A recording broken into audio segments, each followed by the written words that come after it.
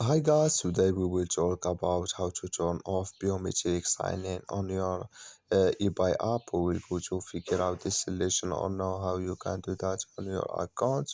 So all you have to do to turn off this mark or know how you can do that, just go up here, you click here on app, then it's going to show for you a window like this, and you just go down here and you come here to settings, you click here on settings, and it's going to take you here in this window, and you just click here on sign in and security.